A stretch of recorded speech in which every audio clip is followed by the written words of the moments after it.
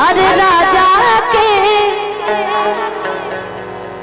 जब जे घूंघट में रहेला घर में, जब ओकरा अंदर से ई शब्द निकलेला, ई गाना गुनगुनाला, भैया ये अलग उमंग देला, अलग आप लोग के प्यार भाई।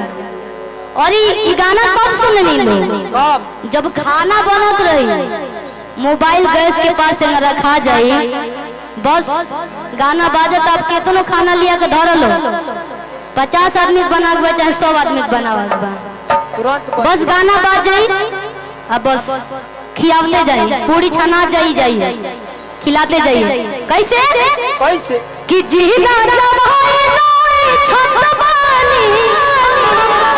अरे राजा कि जीना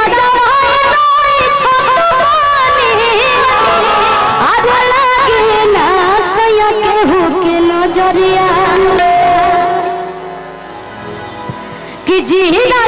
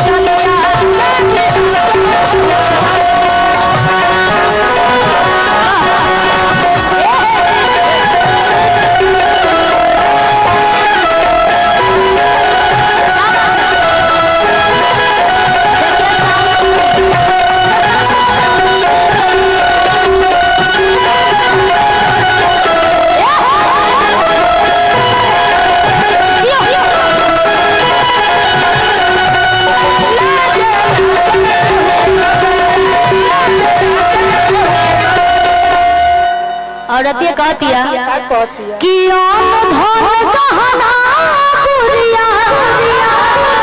अरे बातिए दे हो बुझी किसे लुरा बाजे अरे बातिए दे हो बुझी मेहरारू में उताकत हो जाला जाओ, खाली तनिको मरद तनि छेड़छाड़ करस न कहीं, काली के रूप धले लो दुर्गा के, ऐसे कल बनारी दुर्गा से कम नहीं है ना, मुका मुका लगे जाना तो बोला, और अतिया कहली जाना तो बोला, गिन के 3 मुका मार धरती में। हाँ हो कि गहन की और धन गहना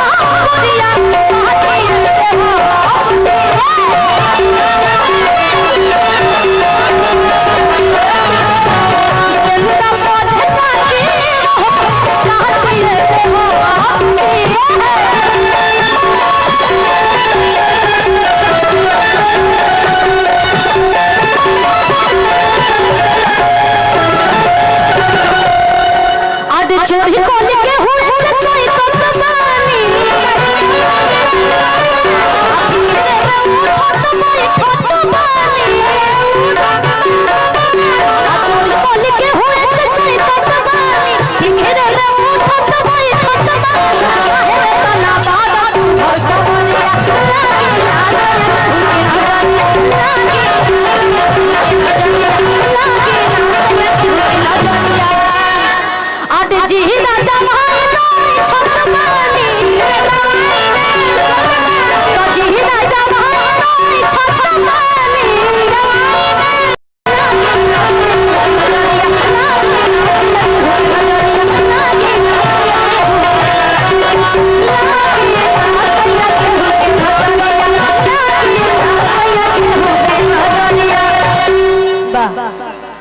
जब दिन रात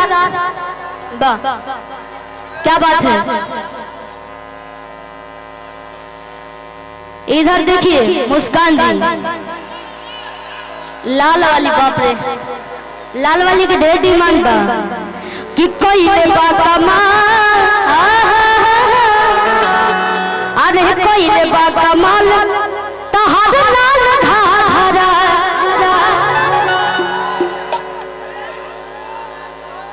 कि गाँव टोला सब हिल हिल गली गली,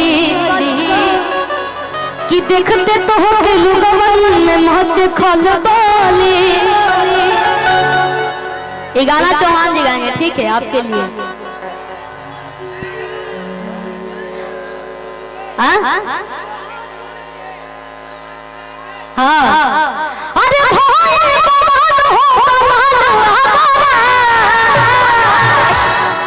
कि कोई ले बा कमाल, कोई ले बा कमाल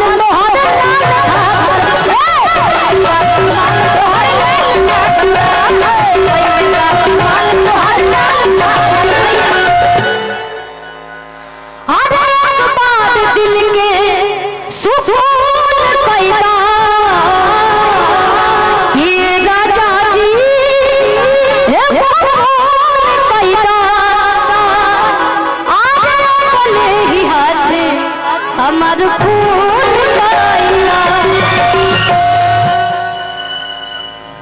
एगो भाभी बैठ गई है सामने हमारे, हाँ वो हमको याद दिला रही है, शिल्पी जी अब इसके बाद से ये गाना गाइए, इसके बाद से ये गाना गाइए। तो चलिए हम आज आपके इशारे पे चलते हैं बाबू। वाह, और धन्य बानी उस ससुर जी जी अपना पतों के बेटी खाने रख ले बने। भगवान संसार में सबके ऐसा ससुर दे, पिता खाने प्यार। वाह, अच्छा सासू जी बनी ना, तो वहाँ के भी वहाँ के आदेश बात तबे आप लोग बैठल बनी जा।